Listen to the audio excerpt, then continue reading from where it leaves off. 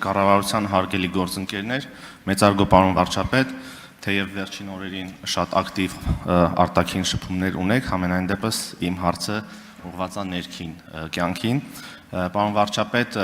10 օր առաջ մենք ունեցանք մեր կուսակցության համաժողովը,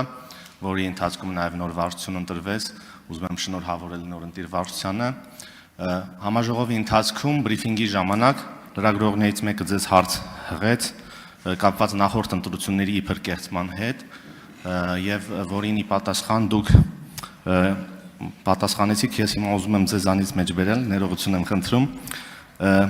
դուք ԿՊ-ի ընտրությունների մասին եք խոսում, իսկ այդ որ կուսակցությունն է, որ ընտրությունն է լինում, այդ հարցը պիտի տաք, որ կուսակցությունն է, որ դուք տեսնում եք, որ վարչության կազմը նախապես որոշված չի, տենց բան եղել է ընդհանրապես մեր երկրի պատմության մեջ, տենց բան կա եւ իսկապես համաձայն լինելով այս մտքի հետ, որ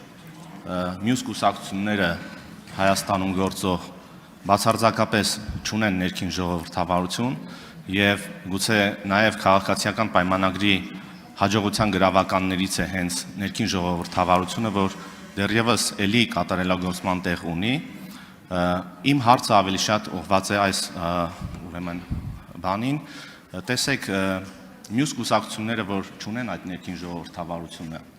մենք որպես կառավարող ուժ, որպես երկրի զարգացման թիվ 1 պատասխանատու այսօր, արդյոք պետք է նաև ջանքեր գործադրենք, որպեսզի նաև մյուս կուսակցությունների դեպքում, այսինքն առհասարակ քաղաքական դաշտը առողջանա եւ լինի ներքին ժողովրդավարություն, արդյոք պետք է նման համակարգ, իրավական համակարգ ներդրվի, որպեսզի մյուսները նույնպես պարտավոր լինել ներքին ժողովրդավար։ Շնորհակալություն։ Նիկոլ Փաշինյան, Հայաստանի Հանրապետության վարչապետ կպատասխանի հարցին, խնդրեմ։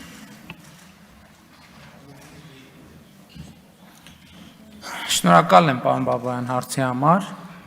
եւ խնդիրն այն է, որ մենք երբ որ հիմնադրվել է մեր կուսակցությունը, այս նույն process-ը եղել է միշտ է եղել։ Բայց կուսակցությունը ինչքան մեծացել է, այնքան անկանխատեսելի իրադրությունները շատացել են, որովհետև 1000 ու մի նրբություն կա, ուրիշ բան, երբ որ քվեարկությանը մասնակցում է 200 հոգի, ուրիշ բան է, երբ որ քվեարկությանը մասնակցում է 900 հոգի, եւ այդ ընտրությունների կեղծման եւ չգիտեմ մենք էլ ենք տոն տալիս այդպիսի բաներին, որովհետև ռեյտինգային քվեարկության արդյունքում ընտրվածների 80%-ի դեպքում հարց չի եղել, թե չէր էլ կարող լինել այդ ընտրության արդյունքը արտահայտում է, թե չի արտահայտում, ինչքան ձայները մոտենում են իրար, այդքան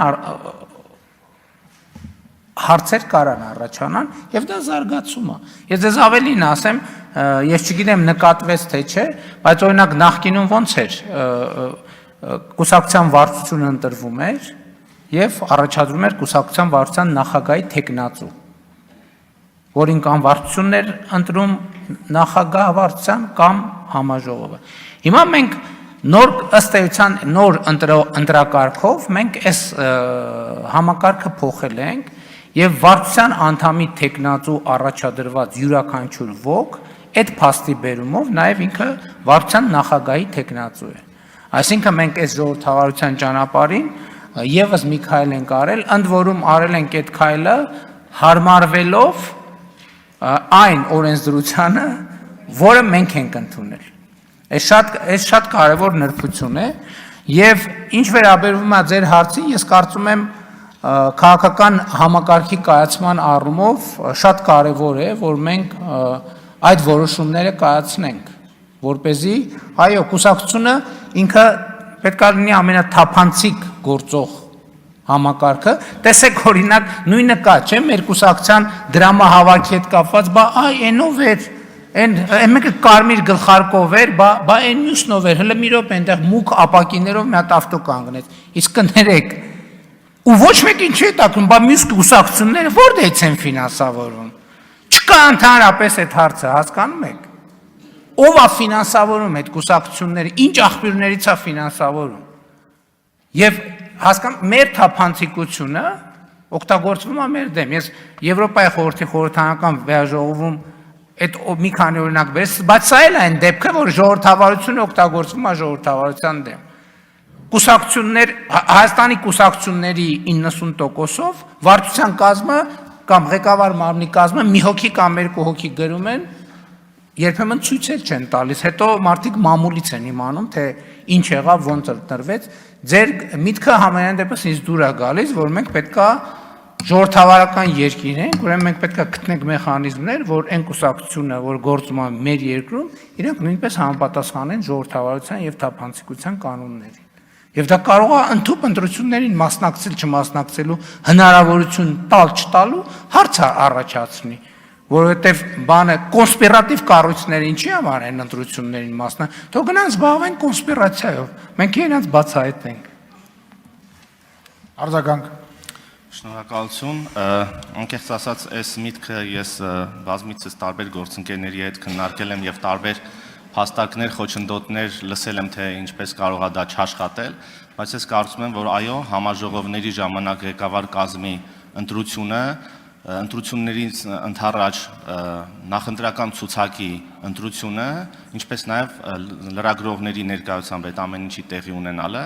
պետք է օրենքով կարգավորված լինի, պարտադիր լինի եւ թե որքանով արդեն ձևական կլինի մյուս կուսակցությունների դեպքում դա, ես կարծում եմ, որ ժամանակի ընթացքում կհղկվի եւ ձևականությունը միգուցե կկորի եւ կդառնա իրական։ Շնորհակալություն։ Այստեղ ես կարծում եմ, որ մենք էլի սերտ պետք է խորհրդակցենք Եվրոպայի խորհրդի, Վենետիկի հանձնաժողովի եւ փորձենք լավագույն պրակտիկաներ աշխարհում գոյություն ունեցող բերել, կամ եթե չկան մեր պրակտիկաները կիսենք, տեսնենք թե լավագույն պրակտիկաների դիտանկյունից դա ինչպես է երևում, բայց ես դա կարծում եմ ինչ որ դուք ասում եք, ինքը բավականին հասունացած հարց է, որովհետև էլի եմ ասում, բոլորն ասում են, ՀՊԻ ընտրություններում այն քվեաթերթիկը տեսակ ինչ էր նկարած այդ քվեաթերթիկների վրա, ու ամիսներով հանրությունը քննարկում է սոցիալական ցանցերը, թե այն ՀՊԻ քվեաթերթիկի վրա տեսակ ինչ էր նկարած, ոչ մեկ չի հարցնում, բա մի րոպե այս երկրում ուրիշ կուսակցություն չկա, բայց իրենց քվեաթերթիկներն ուր է, մի հատ տեսնենք, իրենց քվեաթերթիկի վրա ինչ որ բան իրանք ընդհանրապես ունեն քվեաթերթիկ, թե չունեն։ Հենց այս ամբողջ խնդիրը, որ մյուսները քվեաթերթիկ չունենել։ Հասունացած թեմա է, կարծում եմ Արդարադատության նախարարությունը, խորհրդարանական գործընկերները Եվրոպայի խորհրդի հետ աշխատեն եւ տեսնենք, թե ինչ լուծումներ կարող ենք ունենալ։ Շնորհակալ